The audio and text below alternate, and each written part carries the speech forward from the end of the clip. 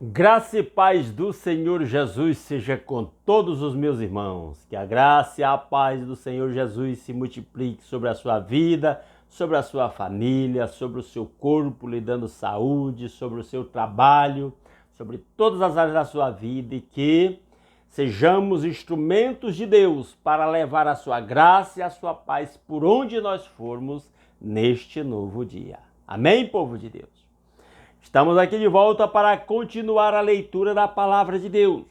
E hoje para ler Marcos capítulo 3. Se você está com a sua Bíblia aí, abra e já acompanhe a leitura da Palavra de Deus. Vamos lá? Marcos capítulo 3, versículo 1 diz: Noutra ocasião, ele, Jesus, entrou na sinagoga. Sinagoga era uma espécie de salão de culto, como muitos templos onde nós nos reunimos como igreja hoje, onde os judeus se reuniam para cultuar a Deus, para estudar a lei de Moisés. Algumas vezes por semana, especialmente no sábado. E Jesus, como um bom judeu que era, também frequentava as sinagogas. Eu gosto de falar disso porque o pessoal... Tem uma turma aí que tem um negócio, eu não preciso de igreja para servir a Deus. Meu amigo, se o próprio Senhor Jesus sentia a necessidade de participar da vida religiosa formal do seu povo, quem somos nós para dizer que podemos servir a Deus sem andar com a sua igreja, com o seu povo? Pense nisso. Nós vamos ler muitas vezes da presença de Jesus em sinagogas, tanto recebendo a palavra, quanto transmitindo a palavra e operando o poder de Deus nas sinagogas. Continuando o versículo 1, e estava ali um homem com uma das mãos atrofiada. A mão daquele homem tinha uma deficiência. Alguns deles estavam procurando um motivo para acusar Jesus. Aqui, provavelmente já é o final do segundo ano de ministério de Jesus, talvez até início do terceiro, porque já se levantava uma oposição contra Jesus, que foi uma oposição crescente, que o levou à cruz. Alguns deles estavam procurando um motivo para acusar Jesus, por isso observavam atentamente para ver se ele iria curá-lo no sábado. Então eles queriam achar um pretexto para acusar Jesus e já sabiam do poder de Jesus, da sua compaixão, que o levava a curar os doentes, e como era sábado, eles esperavam ver se Jesus ia curar no sábado.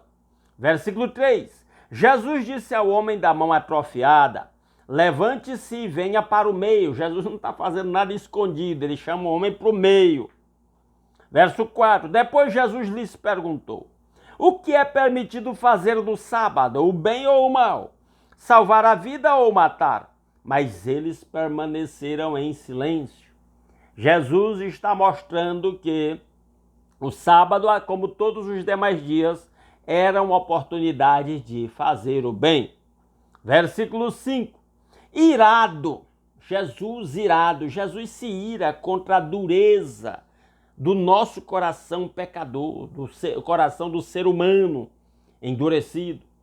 Irado olhou para os que estavam à sua volta e, profundamente entristecido por causa do coração endurecido deles, disse ao homem: estenda a mão. Se há uma coisa que entristece o coração do Senhor Jesus Cristo, o coração do nosso Deus e Pai, é a dureza do nosso próprio coração. Que nós tenhamos um coração sensível, moldável, submisso ao nosso Deus. E ele continua dizendo: ele a estendeu, o paralítico lá, o homem da mão atrofiada, estendeu a mão e ela foi curada só pelo fato de ter sido estendida segundo a ordem do Senhor Jesus. Então os fariseus saíram e começaram a conspirar com os herodianos contra Jesus sobre como poderiam matá-lo. Os herodianos eram um grupo político-religioso de judeus que apoiavam a família dos Herodes, que eram os reis vassalos do Império Romano. Então a política está aqui misturada com a religião se levantando contra Jesus, o Filho de Deus. Versículo 7. Jesus retirou-se com os seus discípulos para o mar e uma grande multidão vinda da Galiléia o seguia. Então, Jesus sai e, de novo, a grande multidão o tempo todo com Jesus, demandando muita atividade por parte do servo de Deus, Jesus Cristo, nosso Senhor.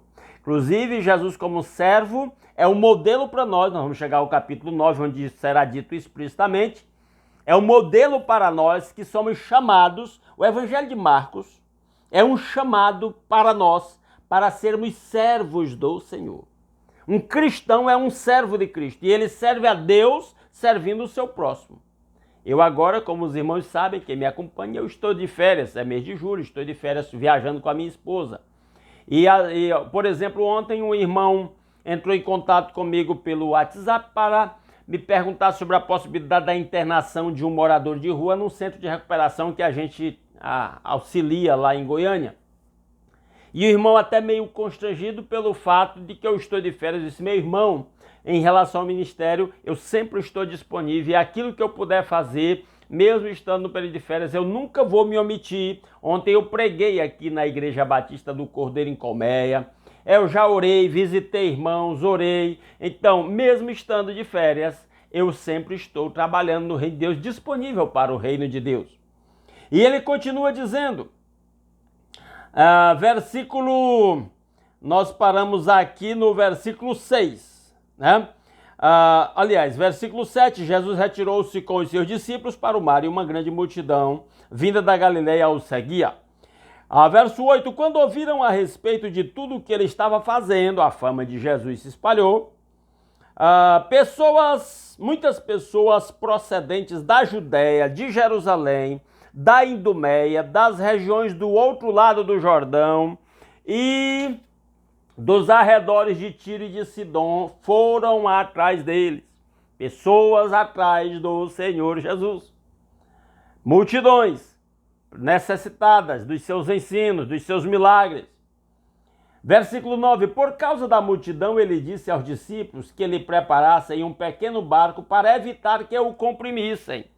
Então Marcos mostra Jesus em muita atividade, com uma demanda muito grande por parte das pessoas, a ponto de que ele necessite entrar num barco para se proteger de uma multidão tão grande que estava pronto de comprimir Jesus.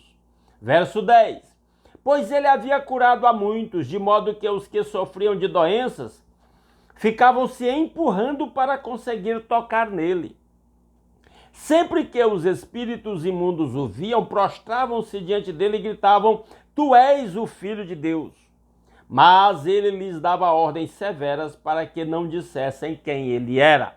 Isso aqui é interessante porque é como se Marcos estivesse nos informando que, às vezes, seres humanos não reconhecem quem é Cristo, sendo que até os demônios o reconhecem.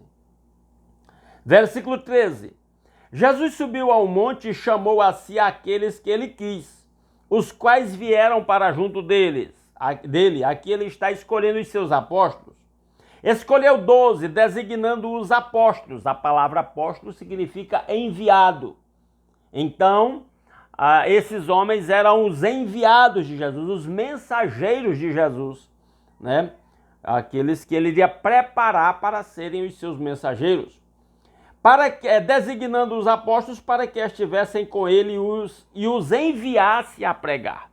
Num certo sentido, todos nós somos apóstolos nesse sentido de que somos enviados a pregar o Evangelho de Cristo. É claro que tem essa classe de apóstolos especialmente que conviveu com Jesus na terra, ouviu os seus ensinos, viu os seus milagres e presenciou a sua ressurreição, né? Continuando, versículo 15, e tivessem autoridade para expulsar demônios, esses apóstolos, como o cristão ainda hoje tem, pela autoridade do sangue de Jesus, o sacrifício de Cristo na cruz, temos autoridade dada pelo próprio Cristo para também expulsar demônios. Versículo 16, estes são os 12 que ele escolheu, Simão, a quem deu o sobrenome de Pedro, a quem deu o nome de Pedro, o nome original dele era Simão, ele foi chamado por Jesus de Pedro. Na Bíblia temos várias pessoas a quem Deus, lá no Velho Testamento, ou Jesus aqui no Novo, modificou o nome da pessoa, indicando uma mudança de vida na vida da pessoa. Versículo 17. Tiago, filho de Zebedeu, e João, seu irmão, aos quais deu o nome de Boanerges, que significa filhos do trovão. Muitos entendem que Jesus os chamou de Boanerges ou filhos do trovão porque eles tinham um temperamento um tanto quanto explosivos, vamos dizer assim. Versículo 18. André, Felipe, Bartolomeu, Mateus, Tomé, Tiago, filho de Alfeu, Tadeu, Simão, o Zelote e Judas Iscariotes que o traiu. Então aqui está a lista dos 12 apóstolos, lembrando que temos 2 Simão, que é o Simão Pedro, e o Simão, que em outro lugar é chamado de Simão Cananeu. Nós temos 2 Tiagos, Tiago, irmão de João, e Pedro, André, Tiago, e temos o outro Tiago, o Tiago, filho de Alfeu, está aqui. Então, 2 Simão, 2 Tiago, 2 Judas, o Judas Tadeu e o Judas Iscariotes, que foi o traidor. Então, nós temos esses discípulos apóstolos cujos nomes foram repetidos. E o versículo 19 diz, e Judas Iscariotes que o traiu. Versículo 20. Então Jesus entrou numa casa e novamente juntou-se ali uma multidão, de modo que ele e os seus discípulos não conseguiam nem comer. Veja como Marcos enfatiza a constante atividade de Jesus em servir. E aí, de novo, eu enfatizo que para nós isso é um chamado. Cada cristão é chamado para ser um servo. Nós existimos para servir a Deus, servindo o nosso próximo, servindo a Cristo. Versículo 21. Quando seus familiares ouviram falar disso, saíram para trazê-lo à força, pois diziam, ele está fora de si. Não se sabe, a Bíblia não diz, por que os familiares de Jesus pensaram que ele podia estar perdendo o senso, estar fora de si. Provavelmente pelos ensinos tão, vamos dizer assim, revolucionários, inovadores que Jesus transmitia. Talvez pelos milagres de libertação de pessoas possuídas por espírito imundo, que são muito chocantes às vezes. Mas o fato é que os familiares de Jesus acharam que ele estava perdendo o senso. E foram lá buscá-lo até com a intenção de levá-lo à força, tipo para cuidar dele, né? Versículo 22. E os mestres da lei que haviam descido de Jerusalém diziam, ele está com Belzebu. Belzebu era o príncipe dos demônios na cultura judaica. Pelo príncipe dos demônios é que ele expulsa demônios. Eles estavam acusando Jesus de estar com um demônio maior, mais poderoso, pelo qual ele exercia autoridade para expulsar demônios mais fracos, menos poderosos. Versículo 23, nesse sentido, o Belzebu aqui representaria, de certa forma, até o próprio diabo. 23, então Jesus os chamou e lhes falou por parábolas. Como pode Satanás expulsar Satanás? Não tem lógica, não faz sentido. Se um reino estiver dividido contra si mesmo, não poderá subsistir. Princípio universal e eterno. Não tem como qualquer reino ou organização ter êxito ou subsistir se dividir contra si mesmo. Isso vale para nós, para as nossas famílias. Não tem como uma família dividida se manter, se subsistir. Não tem como uma igreja local dividida se manter, ela enfraquece. Versículo 25. Se uma casa estiver dividida contra si mesma, também não poderá subsistir. Trate da sua família, porque família dividida, quando o casal, por exemplo, um caminha numa direção e outro no outro, um pensa de um jeito e outro do outro, um tem um plano de um jeito e o outro tem um plano do outro, não vai dar certo esse negócio. Versículo 26. E se Satanás se opuser a si mesmo e estiver dividido, não poderá subsistir. Nem o diabo com os seus demônios dá certo se não trabalharem na mesma direção, no mesmo propósito. Chegou o seu fim.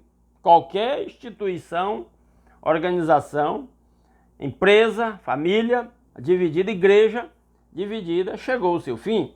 27. De fato, ninguém pode entrar na casa do homem forte e levar dali os seus bens sem que antes o amarre.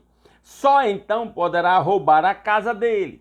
Jesus está usando isso aqui como uma ilustração de que é preciso dominar o dono da casa para poder invadir a casa dele. Eu asseguro que todos os pecados e blasfêmias dos homens lhes serão perdoados. Jesus está falando de um pecado que não podia ser perdoado. Mas quem blasfemar contra o Espírito Santo nunca terá perdão, é culpado de pecado eterno. O que seria então blasfemar contra o Espírito Santo? Seria atribuir ao diabo, como esses homens fizeram, algo que foi feito pelo poder de Deus. É muito preocupante isso. É um nível anormal, acima do normal, de dureza de coração. Versículo 30. Jesus falou isso porque eles estavam dizendo, ele está com um espírito imundo. Então eles estavam fazendo uma acusação forte demais e blasfema contra Jesus. E a gente precisa ter cuidado com o que sai da nossa boca, para não blasfemarmos contra o Senhor. Versículo 31. Então chegaram a mãe e os irmãos de Jesus. Volta lá para aquele assunto de que a família dele foi buscar ele, achando que ele estava fora de si. Ficando lá de fora, mandaram alguém chamá-lo. Fora da casa que estava lotada, não dava mais para entrar. Havia muita gente assentada ao seu redor. Eu estou lendo o verso 32. E lhe disseram, tua mãe e teus irmãos estão lá fora e te procuram. Deram recado para Jesus que a família dele estava lá fora procurando-o. Verso 33. Quem é minha mãe e quem são meus irmãos? Perguntou ele. Jesus, é claro, vai usar aquela situação para transmitir um ensino espiritual. Mas uma coisa que é engraçado aqui, até engraçado, é que se eles pensavam que Jesus estava meio fora de si, com essa resposta de Jesus aqui, quem é minha mãe e quem são meus irmãos? Agora eles tinham certeza, o homem estava fora de si mesmo, estava ficando doido, usando a linguajar claro aí. 34, então olhou para os que estavam assentados ao seu redor e disse, aqui estão minha mãe e meus irmãos. Jesus está dizendo que sua família espiritual era tão importante para ele quanto sua família humana.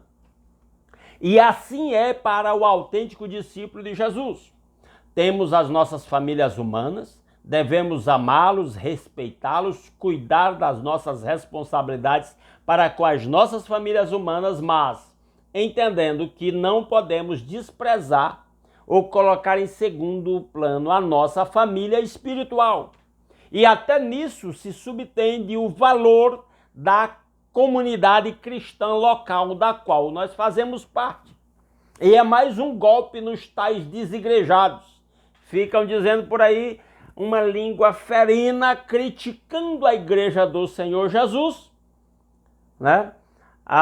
E sendo que o próprio Jesus valorizou a sua família espiritual. E há aquele ditado, dize-me com quem andas e eu te direi quem és. Cristão precisa da companhia de cristãos, do suporte de outros cristãos, das intercessões e orações de outros cristãos, dos ensinos, compartilhamentos de experiência de outros cristãos. Cuidado com esse blá blá blá de que eu não preciso de igreja para seguir a Cristo. Isso é falácia do inimigo. E ele conclui dizendo, verso 35, quem faz a vontade de Deus, este é meu irmão, minha irmã e minha mãe. Em outras palavras, Jesus está dizendo, todo cristão é minha família espiritual.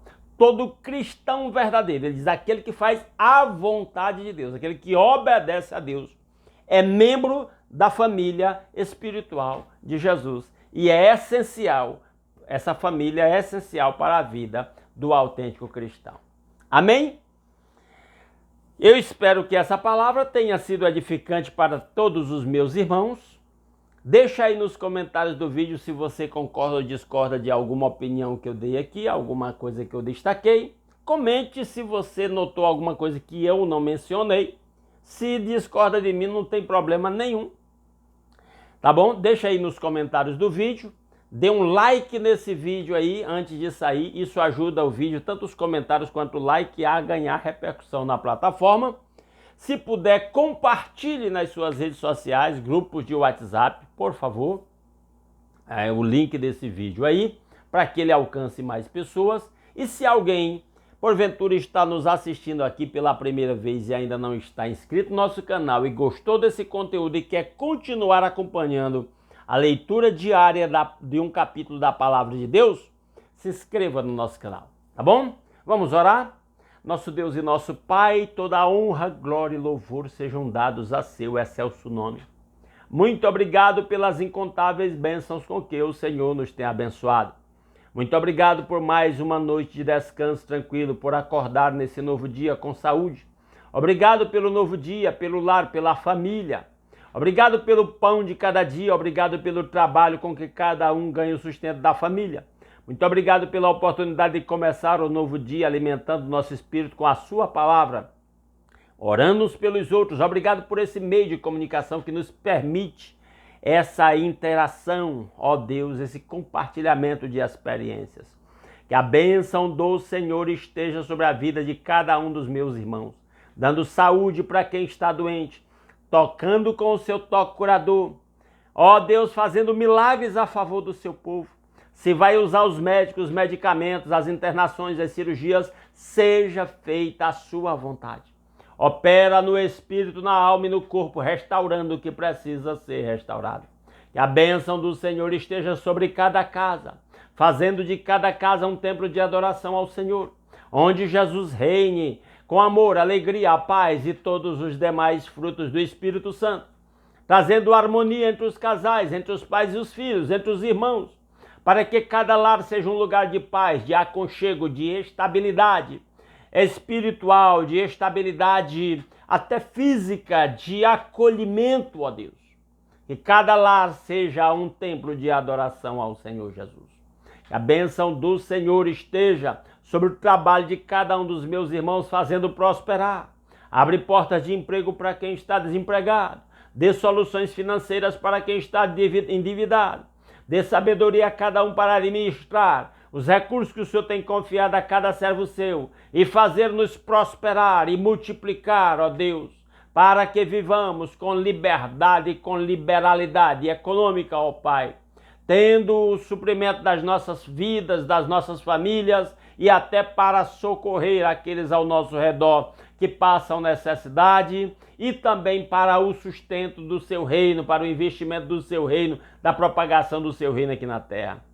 Que a bênção do Senhor esteja sobre cada igreja local, sobre cada pastor e líderes da igreja em geral, renovando a fé, a alegria e a esperança aos líderes, para que sejam instrumentos para conduzir o seu povo num comprometimento, numa rendição cada vez mais completa ao Senhor Jesus. Aviva a sua obra no meio dos anos. Que o seu povo que se chama pelo seu nome se humilhe e ore e busque a sua face e se converta dos seus maus caminhos, para que o Senhor ouça do céu, perdoe o nosso pecado e sare a nossa terra.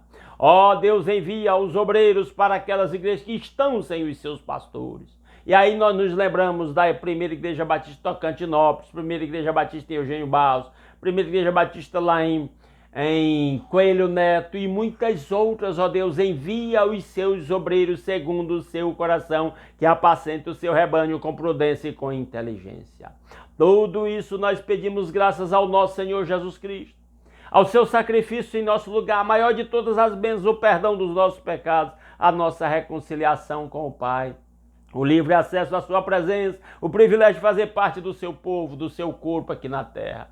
Ó Deus maravilhoso, que a bênção do Senhor esteja sobre o seu povo, conduzindo sob a sua proteção por onde nós formos nesse dia, nos livrando de acidentes, nos livrando de pessoas más, nos livrando de doenças, nos livrando de ataques do inimigo, para que em tudo o nome do Senhor seja glorificado em nossas vidas, para que nós levemos a bênção do Senhor por onde nós formos. Assim nós pedimos e agradecemos, em nome de Jesus. Amém. Muito obrigado mais uma vez, meus irmãos, pela sua companhia. Esperamos que essa palavra tenha sido muito edificadora para você e que amanhã às 5h30 pretendemos estar aqui mais uma vez, se Deus quiser, continuando a leitura da palavra de Deus e compartilhando uns com os outros. Um grande abraço a todos.